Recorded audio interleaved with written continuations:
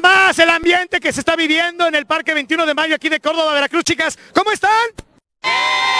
Están vendiendo sus cositas aquí en la Iglesia Inmaculada, ¿no? ¿Por qué hacen así? ¿Qué están haciendo? ¿Por dónde nos vemos? ¿Por? No escuché, ¿por dónde? Eso, un aplauso fuerte para ustedes. Muchísimas gracias. Es gente que está vendiendo obviamente sus cosas, precisamente sus objetos, dentro de lo que es la explanada de la iglesia de la Concepción Inmaculada. Ah, cómo me cuesta trabajo, pero me lo aprendí.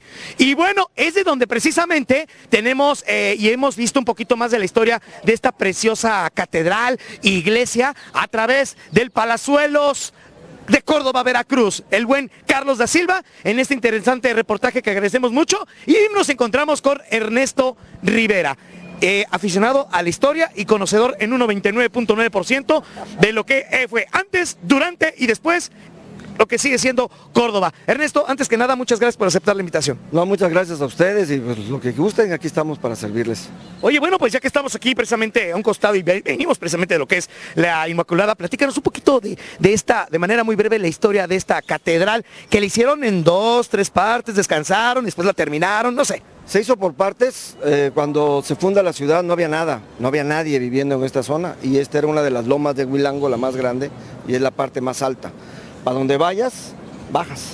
Cierto. Para donde vayas, bajas. Es la parte más alta. Y las leyes de aquel entonces decían que tenía que haber una plaza al centro. En uno de los lados debería estar el poder religioso, la iglesia, y del lado de enfrente tenía que estar el poder político, el Palacio Municipal, así como está. Y a los lados, los portales y las gentes del poder económico, el poder civil. Bueno, pues hizo una iglesia muy chiquita y ha ido creciendo poco a poco, y hasta que tendrá unos 100 y tantos años de estar así, como la ven ahora. Nada más. Y la verdad, en extraordinarias condiciones. Ahora bien, Ernesto, un 26 de abril de 1700 y cacho, Córdoba, Veracruz se funda. ¿Cómo está la situación? Bueno, se funda en 1618. Aunque la orden para fundarla sale en 1617, en noviembre. Ese se llama el acta de la fundación. Bien. El acta de la fundación, además de las reglas que ya te dije, de cómo se tenía que distribuir, le da el nombre a la ciudad, el lugar donde se tiene que construir, el escudo, ¿sí? Y dice que tiene que ser fundada por 30 caballeros, ¿sí? Españoles, y 80 indios, 80 indígenas de la zona, que tienen que venir a habitar aquí a la población. Y llegan a un lugar donde no hay nada y tienen que empezar a construir, trazan la ciudad, trazan el parque, lo primero, y ahí se van. La pregunta del millón para toda la gente que nos sintoniza a través de la señal de Telever, el sureste mexicano, que le mandamos un fuerte abrazo. Siempre que hablas de Córdoba, siempre dicen, la ciudad de los 30 caballeros. Pero tiene su porqué. No porque se les pegó la gana en decir la ciudad de los 30 caballeros. Era una orden. La orden de la fundación dice que tienen que hacerla por 30 caballeros, con sus familias. O sea, tienen que venir a vivir aquí. Y 80 indios. Siempre se nos olvida esa otra parte. Eran más indígenas nativos que españoles los que vinieron a fundar la ciudad. Los que llegan la primera vez son 17 y tardan más o menos 6 años en lograr a tener los 30 españoles. Wow, impresionante. ¿Ve? Créanme que todo lo que nos está platicando Ernesto es historia, pero por consecuencia se convierte en algo turístico, porque es impresionante todo lo que pasa, todo lo que aconteció y sigue pasando en Córdoba. Ahora bien, más adelante estaremos hablando, bueno, no más adelante, en unos instantes más, sobre el famoso Tratado de Córdoba de nuestro gran amigo Agustín Iturbide, que jugó un papel importante y fundamental, y que aquí unas cuantas cuadras lo firmó. Pero también lo que me llama poderosamente la atención a mí y gente que visita Córdoba son sus teatros. El estilo, el toque, el concepto. Simplemente gran parte de la historia de nuestro país fue aquí en Córdoba, ¿no? Una parte fuerte, de hecho aquí entraron muchos cultivos. Por esta región entró la caña de azúcar, entró el café, entraron los cítricos que no eran originarios de este lado. También por esta región entró la quinina, que es una planta que se usaba para medicina. También entró por estas zonas. Y sí, es un teatro que tenemos aquí a espaldas del Palacio Municipal, el Teatro Pedro Díaz, que es más o menos de la misma edad del Palacio, por eso están armónicamente ubicados, tienen 100 y tantos años que se hicieron, y esos son los importantes. Era una villa muy pequeña y ya tenía su teatro y tenía sus funciones. En aquel entonces buscaban mucho el realzar la cultura, ¿no?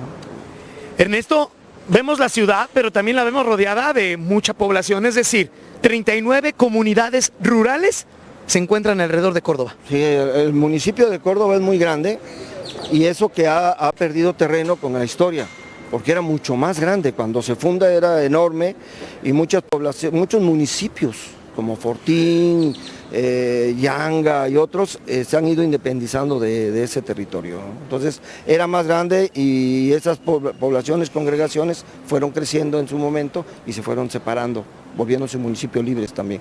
Créeme que ayer estuvimos haciendo la tarea por la tarde-noche para hacer un resumen lo más comprimido posible en cuanto a historia de Córdoba, porque la verdad nunca terminaríamos, y ni uno, ni dos, ni tres programas, y muchos lugares, repito, la historia se convierte en turismo, y esto solo y únicamente lo podrían disfrutar y vivir, repito, en familia o con amigos, o en pareja, incluso hasta aquí entregando el anillito de compromiso, solo y únicamente aquí en Córdoba, Veracruz.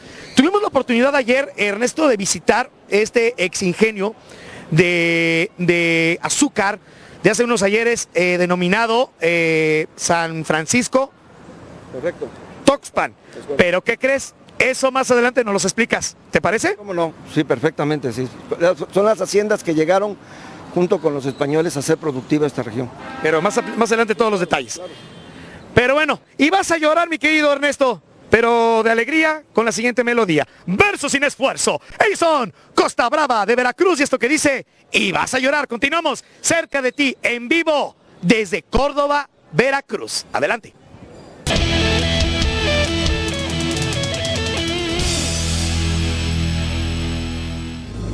Cerca de ti, desde Córdoba, Veracruz, y nos encontramos en el corazón, podría decirse, Ernesto, de este gran lugar, Córdoba, Veracruz, el Parque 21 de Mayo. A ver, vamos a hablar un poquito de lo que nos quedamos, que fue el ingenio de Tuxpan. Espectacular y con mucha historia. Así es. Sí, alrededor de Córdoba se fundaron muchas haciendas, y esa es la hacienda de San Francisco Tuxpan con el ingenio San Francisco, que es una de las que más cercanas quedan de la ciudad, y otras un poco más lejanas, y nos hablan de la otra parte de las razas que están involucradas aquí. Llegaron los españoles, llegaron con indígenas, y luego se trajeron esclavos negros, africanos. Entonces son las tres, la mezcla de esas tres razas, por así decirlo, son las que nos conforman en las tradiciones de la región. Impresionante, se dan clases completamente gratis, varias disciplinas, música, arte, baile, extraordinarias instalaciones, un museo de la caña, por solo mencionar algunas de las cosas que nos ofrece precisamente este hermoso lugar histórico. Así es, ha sido rescatado esa estructura y se ha ido manteniendo poco a poco. Llevan varias administraciones que le han estado poniendo a hacerlo bien, y qué bueno, porque es uno de los patrimonios que tenemos los cordobeses. Sin duda alguna, y repito, gratis hoy en día esas prácticas en cuanto a arte y cultura se refiere. Bueno, a nuestras espaldas hay una partecita de lo que son los portales tan tradicionales de Córdoba, a un costado del corazón de esta gran ciudad y precisamente de este parque en donde nos encontramos. Hay mucha historia en cuanto a la independencia de México, en la historia, de aquí parte la paz, parte la libertad de lo que es la independencia de México en gran territorio de nuestro país. Así es, básicamente aquí en Córdoba se firman los tratados de Córdoba. Es un documento que nos trae la paz, para que con esa paz en todo el territorio se pueda lograr la independencia. Pero no en todo, porque Guadalajara no era México antes. Básicamente todo era la Nueva España y era formado por regiones independientes entre sí. La parte central era el Reino de México, porque una vez fue el Reino de México. Había el Reino de Nueva Galicia, donde estaba Guadalajara, el Reino de Nueva Vizcaya, donde estaba Chihuahua, el Reino de Nuevo León, donde está Monterrey. Entonces había varios reinos, pero el más grande de ellos era justamente el Reino de México, ahí sí era México. Pero el Tratado de Córdoba, aquí tienes una copia, ¿no? Sí, esta es una copia. La puedes mostrar a la cámara. Es una de las copias del Tratado de Córdoba. He encontrado 16 diferentes copias que se hicieron para diferentes cosas, algunas como esta que va sola y otras que va junto con el Plan de Iguala, que es como realmente se tienen que leer.